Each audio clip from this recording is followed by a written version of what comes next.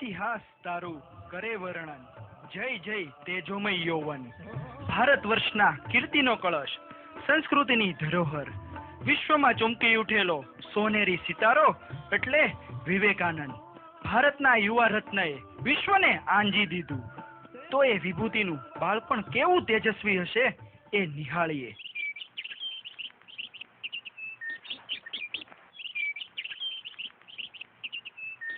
સુપ્રભાત શિષ્યો. સુપ્રભાત ગુરુજી.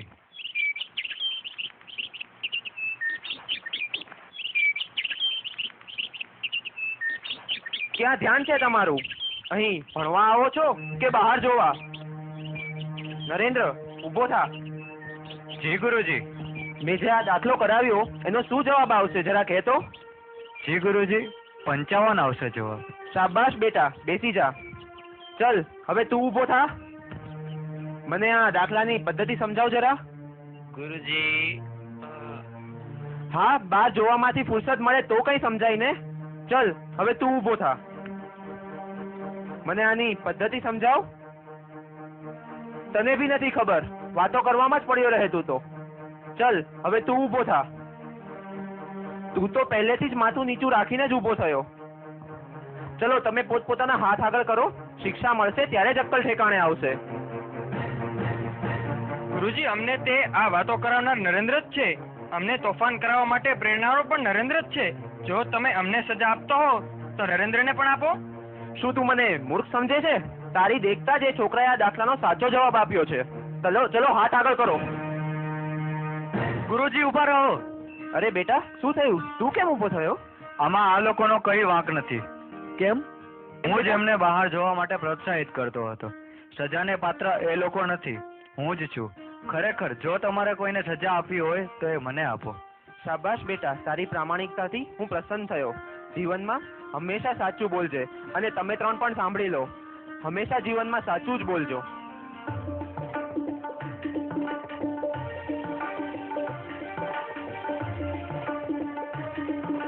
સત્યનિષ્ઠા જેને ગળથુથીમાં મળેલી છે, નિર્ભયતા જેના શ્વાસે શ્વાસમાં છે, બાળપણ જેનું તેજસ્વીતાથી ભરેલું છે, એ ભારતનો જ્યોતિર્ધર, યુવાનોનો પારસમણી, પડકાર રૂપી આંધીઓને વિંધી વિકાસ સાધે છે. ચાલો નરેન્દ્રના આ વિકાસ માર્ગ પર દ્રષ્ટિપાત કરીએ.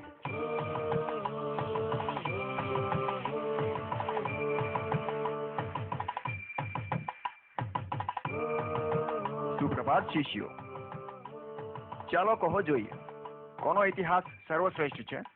ગુરુજી, સમ્રાટ સિકંદરનો. ના, ઇંગ્લેન્ડના રાણી એલિઝાબેથના વૈભવનો. આપણા રાજા અકબરનો. અરે એ તો હિન્દનો રાજા છે, અને હિન્દ એટલે અંધશ્રદ્ધાનો દેશ. પરંતુ મને તો ઈશ્વરમાં શ્રદ્ધા છે. તે ઈશ્વર જોયા છે? ના, જોયા તો નથી, પરંતુ મને વિશ્વાસ છે મને ઈશ્વર જરૂર મળશે. ઈશ્વર કોઈને ક્યારે પણ સહેલાઈથી નથી મળતો. બહુ તો અલબ જલબ ઝાંખી જ થાય તો પણ ધન્ય ધન્ય. દિવસો વીતે છે, રાતો વીતે છે. ભીતરમાં એક જ્વાળામુખી હોય છે. તાપ અને સંતાપથી હૃદય વલખે છે.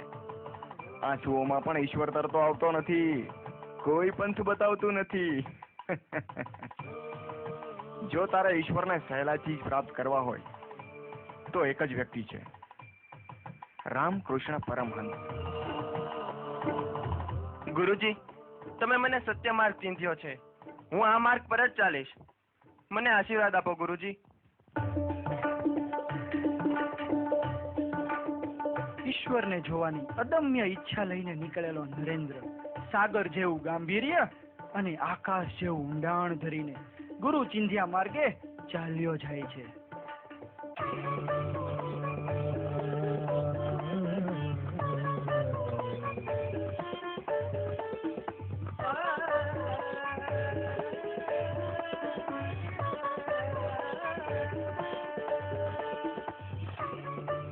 તમે રામકૃષ્ણ પરમહંસ છો? હા બેટા. તમે ઈશ્વર જોયા છે? હા, જેવી રીતે હું તને જોઉં છું તેવી જ રીતે ઈશ્વરને પણ જોઉં છું. ફેર માત્ર એટલો છે, હું ઈશ્વરને વધુ સઘન અને સ્પષ્ટતાથી જોઉં છું. શું હું પણ ઈશ્વર જોઈ શકું? શું તમે મને ઈશ્વર બતાવી શકો છો? ઈશ્વરને પામવાનો પ્રારંભ એ ઈશ્વરની શોધમાં જ છે. ઈશ્વરની શોધમાં નીકળો તો એનો અર્થ એ જ કે ક્યાંક ઈશ્વર છે એવી શ્રદ્ધા. આ શ્રદ્ધા, આસ્થા, ભક્તિ એ મૂળ બીજ છે. સચ્ચાઈથી એની તલાશ કરો તો શક્ય છે કે તમે તરસ્યા નહીં રહો. એ કોઈક ને કોઈક રૂપે ક્યાંક ને ક્યાંક મળી જશે. એટલે સમજાયું નહીં. એટલે કે ગરીબોની સેવામાં તને ભગવાનના દર્શન અવશ્ય થશે. જી ગુરુજી. પરમહંસ રૂપી જ્ઞાન સાગરને મળી જેમ કથિર કંચન બની જાય, એમ નરેન્દ્ર સમાજ સેવા, સત્ય, પ્રેમ, કરુણા જેવા ઉમદા ગુણો થકી વિશ્વ શક્તિની પ્રેરણાથી ઈશ્વર રૂપી નવ ચેતનાની આભામાં વસુંધરાને નવ પુલકિત કરવા નીકળી પડે છે.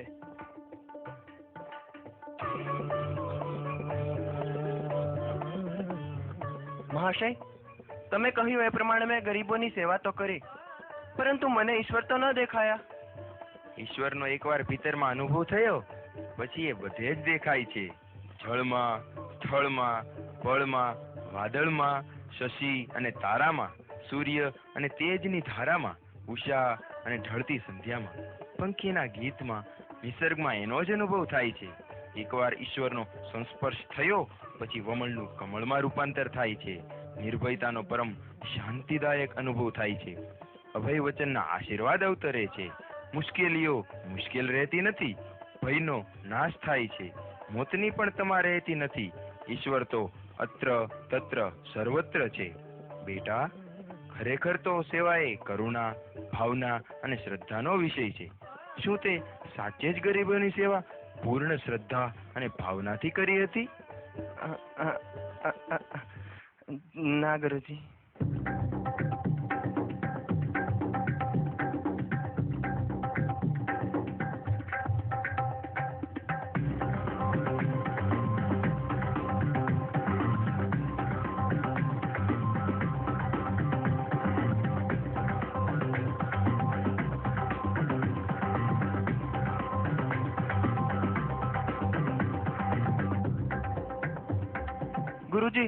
ગુરુજી, મને આત્મજ્ઞાન થઈ ગયું.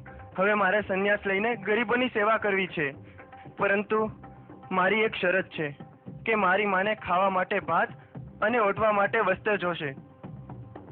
તો પછી માગી લેને માતાજી પાસે. એ તારું જરૂર સાંભળશે. શું માતાજી મારી સાથે પણ વાત કરશે? કેમ નહીં, જરૂર કરશે. તારે જે માગવું હોય તે માગી લેજે. જી ગુરુજી. હે માં.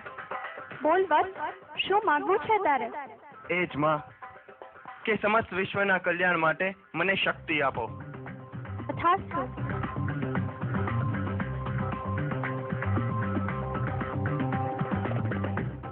શું માગ્યું બેટા? એ જ કે સમસ્ત વિશ્વના કલ્યાણ માટે મને શક્તિ આપો. અરે પાગલ, તું શું માગવા ગયો હતો અને શું માગીને આવ્યો? ભૂલી જ ગયો. જા બેટા, ફરીથી માગી આવ. જી ગુરુજી. હે માં. બોલ વત્સ, શું માંગવું છે તારે? એ જ કે સમસ્ત વિશ્વના કલ્યાણ માટે મને શક્તિ આપો. તથાસ્તુ. કેમ બેટા, શું થયું? ફરી એ જ માગી આવ્યો ને? ખબર છે આવું શા માટે થયું? આ તો માતાની જ ઈચ્છા છે. તારો જન્મ જ આ માટે થયો છે. હવે તું આ સંસારની માયા છોડ અને તારા જીવનના ઉદ્દેશ્યને સિદ્ધ કરવામાં લાગી જા. જી ગુરુજી.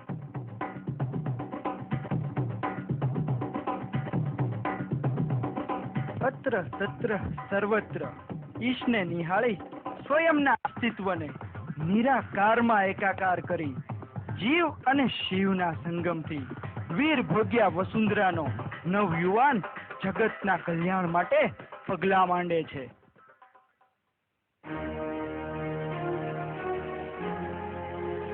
રાજાધિરાજ, પરમવીર, શૂરવીર, ક્ષત્રિય નરેશ પધારી રહ્યા છે.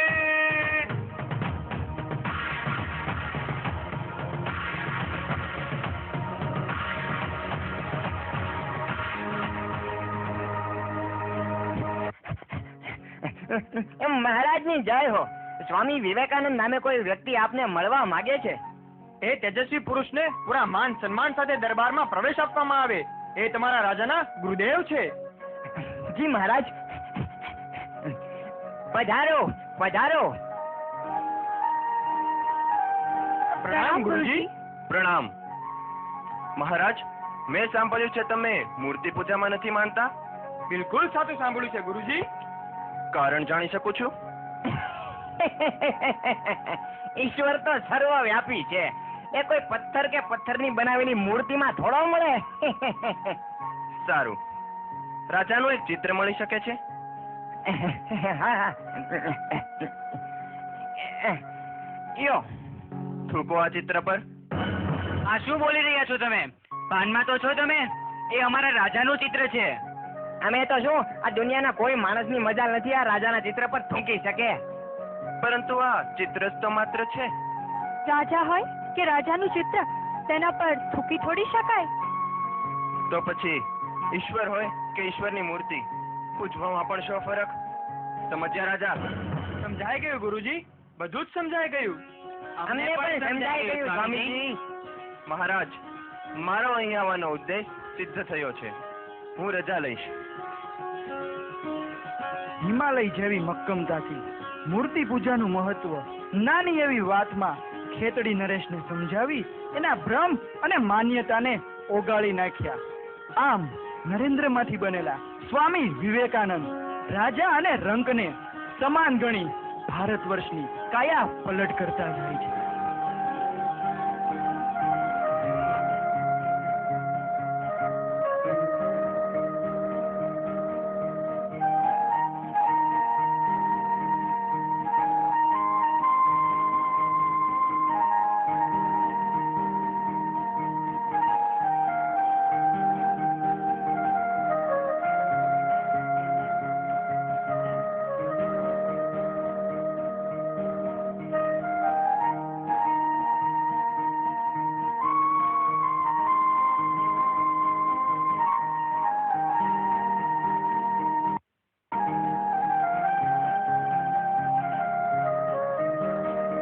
ભાઈ, મને કોઈ ખાવાનું આપો ભાઈ.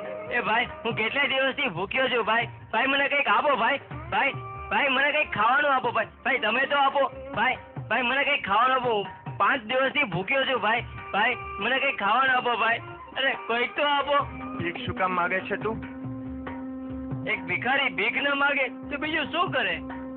સારું, એક કામ કર, હું તને 100 સોના મોહર આપીશ, પણ તારે મને 2 આંખો દેવી પડશે. અરે ભાઈ, એ તમને હું કેવી રીતે આપી શકું? આખોથી તો મારે દુનિયા જોવાની છે. સારું, એક કામ કર, તારા 2 હાથ જ દઈ દે. અરે તો પછી હું ભીખ શેનાથી માંગીશ? જો પેલા માણસને ભગવાને તેને શારીરિક અસ્વસ્થ બનાવ્યો છે, છતાંય તે મહેનત કરીને મહેનતની કમાણીનું ખાય છે. જ્યારે તને તો ઈશ્વરે સંપૂર્ણ શારીરિક સક્ષમતા પ્રદાન કરી છે, છતાંય તું? હા સ્વામીજી, મને બધું જ સમજાઈ ગયું. હવેથી હું મહેનત કરીશ અને મારી રોજીરોટી કમાઈશ. જ્યાં સુધી તમે કાર્ય કરતા નથી ત્યાં સુધી તમે કંઈ પણ શ્રેષ્ઠ મેળવી શકતા નથી. સખત મહેનત વગર સપનાઓ ક્યારેય વાસ્તવિકતામાં બદલાતા નથી. ભાગ્ય તેનું જ છે જે પરિશ્રમી છે. જે નબળા હૃદયવાળા છે એ જ બધું ભાગ્ય ઉપર છોડે છે. કોઈ પણ કાર્ય માત્ર ઈચ્છાઓ અને વિચારોથી નથી થતું. તેના માટે મહેનત કરવી જરૂરી છે. માણસને પોતાનું ખમીર બતાવનાર કેસરિયા સ્વાંગમાં ઉભેલો એ ભારતનો આધાર સ્તંભ માનવીય શક્તિ સામર્થ્યની ઝાંખી કરાવે છે. હવે આપણે જોઈએ સ્વામી વિવેકાનંદ કેવી રીતે ધર્મ પરિષદમાં ભારતની આન બાન અને શાન વધારે છે.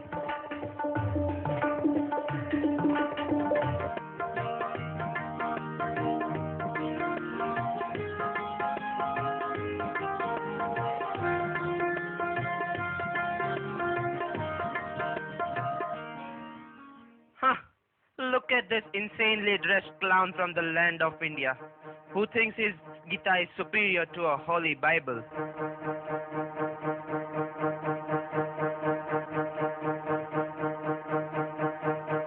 हमारे इस पवित्र पाक कुरान के सामने किसी और ग्रंथ की क्या अहमियत?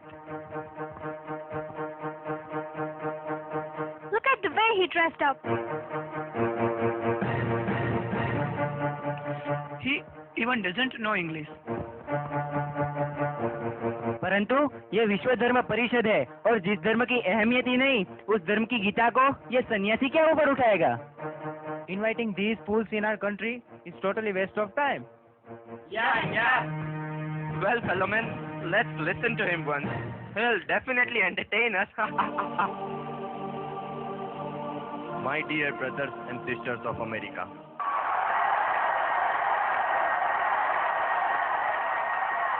હું એમ નથી કહેતો કે મારો ધર્મ શ્રેષ્ઠ છે.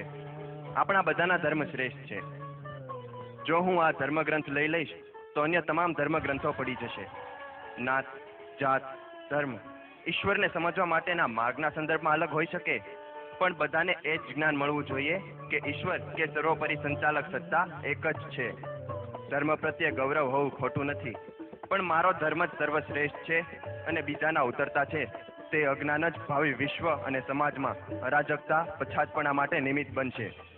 બધા ધર્મો અને ધર્મગ્રંથોનો તમે નિખાલસતાથી અભ્યાસ કરો, તમને સ્પષ્ટ લાગશે કે તેઓ પણ સંત, માનવ કલ્યાણ, ઉત્થાન અને વિશ્વની સુખાકારીનો જ ધ્યેય ધરાવે છે.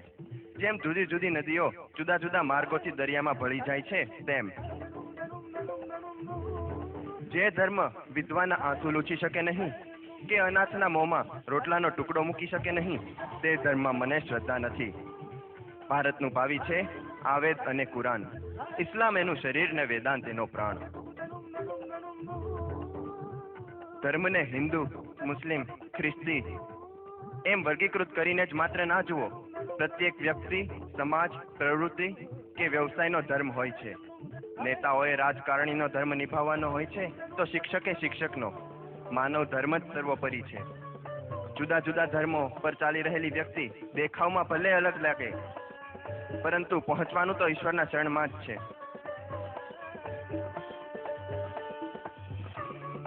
Congratulations. इसके शब्द चुंबक है और कलम तलवार. मानवता ही सबसे बड़ा धर्म है. भारत में ऐसे महाज्ञानी पुरुष के होते हुए किसी और को भेजना व्यथा के समान व्यर्थ है. હિન્દુસ્તાનનો કોહિનૂર શ્રીમદ ભગવદ્ ગીતાના સંગે વિશ્વ ધર્મ પરિષદમાં ભારતીય સંસ્કૃતિની મહત્તા ઉજાગર કરે છે. સ્વામી વિવેકાનંદ, જેનું જીવન એક દંતકથા બની ગયું, જેના વિચારો અમર થઈ ગયા, જેના જીવનનો ધ્યેય યુવા વિકાસ છે, એ યુગ પુરુષ આધુનિક યુવા ભારતને યુગો સુધી દિશા સૂચન કરતા રહેશે. તો આપ સૌને સ્વામી વિવેકાનંદના જન્મની સાર્ધશતીની શુભેચ્છાઓ.